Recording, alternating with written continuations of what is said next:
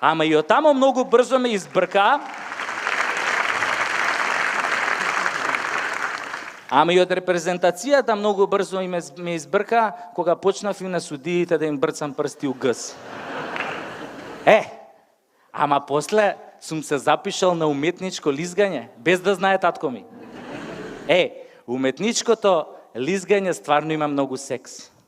Само штета што нема мушки двојки.